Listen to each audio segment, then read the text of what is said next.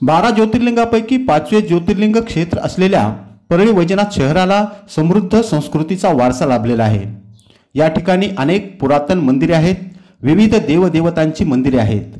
केवळ भगवान वैद्यनाथाचेच मंदिर नाही तर परळी हे हरिहर शक्तिपीठ व गणपत्य याचे सुद्धा अतिशय महत्त्वाचे ठिकाण मानले जाते।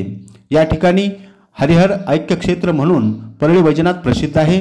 परळी वैजनाथ येथे पुरातन झुरळे गोपीनाथ हे भगवान श्री विष्णूचे मंदिर आहे। भाविक मोठ्या संख्येने दर्शनासाठी येतात। अतिशय पुरातन असलेल्या या मंदिराची धार्मिक वेगळीच आख्यायिका बघायला मिळते। भगवान विष्णूच्या अवताराचे हे मंदिर परळीमध्ये प्रसिद्ध आहे। आज श्रीकृष्ण जन्माष्टमी आहे। गोकुळाष्टमी निमित्ताने झुरळे गोपीनाथ मंदिरात भाविकांनी दर्शनासाठी गर्दी केली होती। गोपीनाथ मंदिरामध्ये श्रीकृष्ण जन्मोत्सव मोठ्या उत्साहाने साजरा केला जातो। या मंदिरात खाली भुयारामध्ये जाऊन भगवान गोपीनाथाचे दर्शन घ्यावे लागते। या ठिकाणी आज भाविकांची दर्शनासाठी गर्दी झाल्याचे चित्र बघायला मिळाले।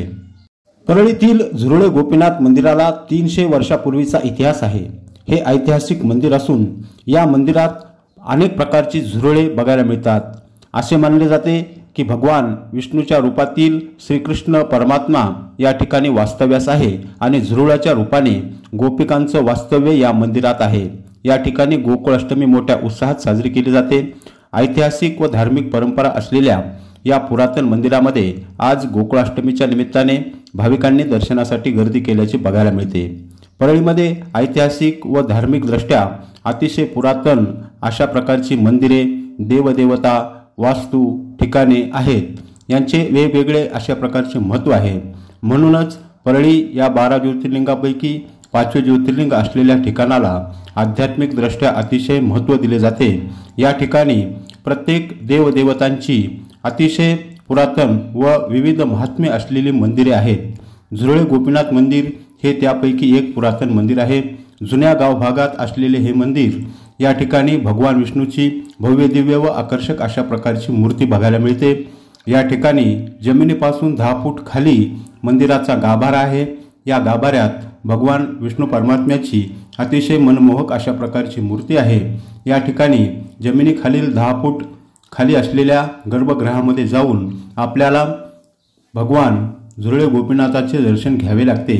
हे एक वेगळं महत्त्व या मंदिराचे बघायला मिळते। या ठिकाणी विविध उत्सव साजरे केले जातात।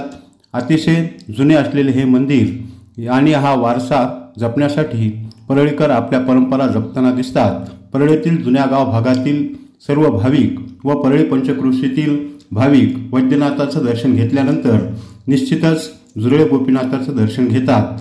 आज या ठिकाणी भाविक दर्शनासाठी मोठ्या संख्येने आल्याचे चित्र बघायला मिळाले। MB न्यूजसाठी अनंत कुलकर्णी, परळी वैजनाथ।